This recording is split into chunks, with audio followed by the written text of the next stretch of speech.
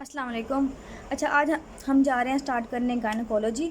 Gynaecology में मैंने आपको पहले बताया था कि जो है इसके 65 मार्क्स होते हैं रिटन के, और इसके अलावा इसके और ऑप्स के जो हैं वो मार्क्स कंबाइन होकर लगते हैं। ठीक है, सो इस तरह से हमें टोटल पास करना होता है 150 से, और 15 इसके होते हैं इंटरनल मार्क्स। 65 होगी गायने के, 70 होगी ऑप्स के, 15 होगी इंटरनल असेसमेंट के, और इस तरह से जो है ये पासिंग क्राइटेरिया।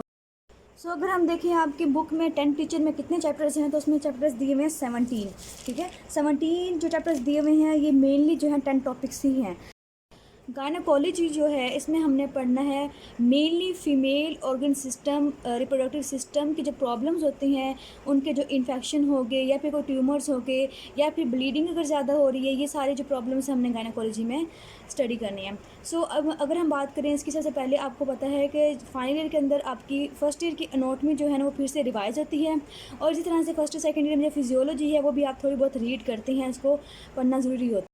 इसके जो क्वेश्चंस आए हुए हैं मेनली डेवलपमेंट से। डेवलपमेंट किसकी होती है? Development of female genital organs की जो डेवलपमेंट होती है एम्ब्रियोलॉजिकली, वो सारी की सारी हमने स्टडी करनी है इसके अंदर डिटेल से। इसके अलावा एनाटॉमी के अंदर हमने जो है सारी जो ब्लड वेसल्स हैं, इसकी ब्लड सप्लाई हो गया, लिम्फ नोड सप्लाई हो गया, ठीक है, लिम्फ नोड जो सप्लाई करती हैं इनको, वो सारा का सारा पढ़ना है। और इसके अलावा जो नॉर्मल एनाटॉमी है वो भी हमने इसको स्टडी करना है। उसके बाद है डिसऑर्डर्स ऑफ मेंस्ट्रुएशन, तो ये हमने पढ़ना है कि इसके अंदर जो है हैवी ब्लीडिंग वगैरह, मतलब हैवी मेंस्ट्रुअल ब्लीडिंग जो होती है वो कब होती है, किस तरह से वो जो है हम उसको ट्रीट करते हैं, किस तरह से इन्वेस्टिगेट करते हैं, ये सारा हमने इसके अंदर स्टडी करना है। उसके बाद इन सब जो टॉपिक्स लिखे हैं मैंने, इन सब में से तकरीबन जो है ना हर एक से एक क्वेश्चन मस्ट आना ही आना होता है, मेन ये आपकी इंपॉर्टेंट टॉपिक्स हैं। इसके अलावा अगर हम बात करें तो एबॉर्शंस जो होती हैं और एक्टोपिक प्रेगनेंसीज, उसका आपका चैप्टर है एक, वहाँ से हमने ये सारा स्टडी करना है। इसके अलावा इनफर्टिलिटी या फिर सब फर्टिलिटी की जो है कॉजेज़ क्या क्या होती है, उनकी इन्वेस्टिगेशन ट्रीटमेंट वगैरह पढ़ेंगे। फिफ्थ पे दिया हुआ है कि इन्फेक्शन जो है जेनिटल ट्रैक्ट के, जो पेल्विक इन्फ्लेमेटरी डिजीज़ हो जाती है अक्सर पेशेंट्स को, अक्सर फीमेल्स को, वो सारे की सारी हमें स्टडी करनी है और इनको इन्वेस्टिगेट करना है। फिर हम जो पढ़ के आए हैं, हमने जो ट्यूमर्स पढ़े थे वो मेनली मैलिग्नेंट ट्यूमर्स पढ़े थे, और बिनाइन भी कुछ ना कुछ स्टडी की थी फोर्थ ईयर के अंदर। यहाँ पर हमें डिटेल से पढ़नी है, बिनाइन भी और मैलिग्नेंट भी, और दोनों बहुत ही इंपॉर्टेंट है, दोनों में से एक एक ऐसे कुछ आराम से आ जाता होता है। फिर इसके बाद है displacement of uterus and urinary disorder. ये बहुत इंपॉर्टेंट है क्योंकि जब होती है डिलीवरीज होती हैं तो तब क्या होता है कि इसकी डिस्प्लेसमेंट हो सकती है, ठीक है, काफ़ी कॉमन है ये भी।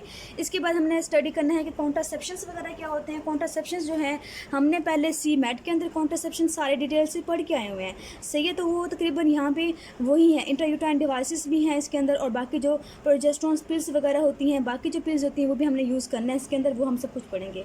इसके अलावा कुछ और टॉपिक्स भी हैं जो इंशाल्लाह मैं करवाऊंगी आपको। इसके अलावा सर्जिकल प्रोसीजर्स दिए हुए हैं आपके लास्ट चैप्टर में 10 टीचर में, वो भी बहुत इंपॉर्टेंट है क्योंकि वो OSPE के लिए इंपॉर्टेंट है आपके, और इसके अलावा MCQs के लिए भी और SCQs के लिए भी, क्योंकि SCQs का कोई ना कोई पार्ट जो है ना वो आ जाता है कि आपके हिस्टेरेक्टोमी की कॉम्प्लिकेशंस बताएं, ठीक है, इस तरह के क्वेश्चन आ जाते हैं, तो हमने इसको लाजमी करना होता है सारे प्रोसीजर्स को।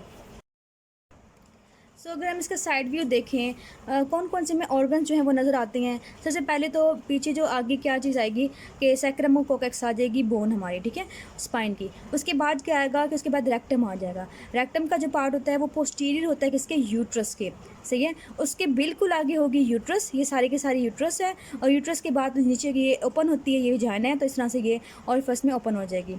उसके बाद आएगा ब्लैडर, ब्लैडर के बाद यूरेथ्रा, यूरेथ्रा के बाद ओपनिंग आ जाएगी। इसके बाद ये होती है प्यूबिक सिम्फिसिस, और सिम्फिसिस के ऊपर जो है ये एब्डोमेन के मसल्स जो हैं वो आके अटैच हो रहे होते हैं। अब इसमें दो तरह के पाउचेस थे जो कि इंपॉर्टेंट हैं, इसमें हमने आगे भी पढ़ने हैं।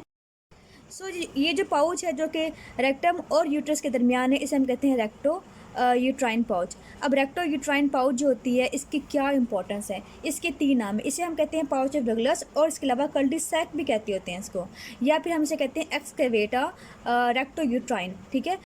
अब इस पाउच की इंपॉर्टेंस क्या है? इस पाउच की ये इंपॉर्टेंस होती है, यहाँ पे फ्लूइड जो है वो अक्यूमुलेट हो सकता है। इसके अलावा हमने कहा था कि एंडोमेट्रियोसिस के थ्रू जो ब्लड है वो फ्लो आउट बाहर कर सकता है, या फिर वहाँ पे जो एंडोमेट्रियोसिस की वजह से जो ब्लड रिलीज़ होगा वो भी यहाँ पे एक्यूमुलेट हो सकता है, ठीक है, तो ये इसकी इंपॉर्टेंस है।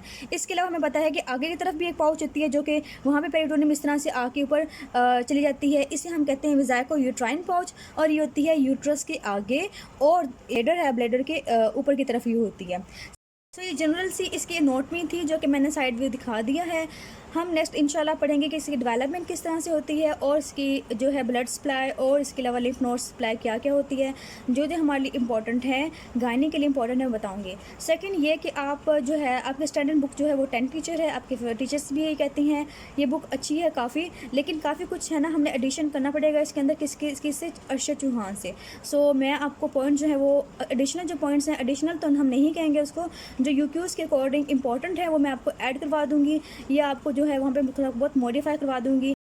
10 टीचर बहुत ही आसान बुक है, बहुत ही जल्दी हो जाती है, लेकिन प्रॉब्लम ये आता है कि वो जल्दी रिटेन नहीं रहती। सो रिटेन रहने के लिए हमने हर जो चैप्टर है उसके पॉइंट्स जो है हमने अलग अलग कर लेने हैं और साथ साथ ही याद कर लेंगे ताकि हमें दोबारा से जो है ना गायनी पढ़ने ना पड़े। अभी अगर आप सर्जरी पढ़ रहे हैं तो सर्जरी के साथ गायनी लाजमी पढ़ें, अगर आप मेडिसिन पढ़ रहे हैं तो आप उसके साथ गायनी स्टार्ट कर दें। गायनी और या ओप्स जो है ये बहुत ही आसान बुक्स हैं, ईज़िली हो जाता है, लेकिन यह है कि अगर आप साथ साथ इंटरेस्ट लेके पढ़ेंगे। इसके अलावा जो इसकी जितनी भी एग्ज़ामिनेशंस हैं वो भी इंशाल्लाह मैं आपको करवा दूँगी, साथ ही बोर्ड में जाके जो भी इसकी एग्ज़ामिनेशंस हैं वो भी हम साथ ही कर लेंगे।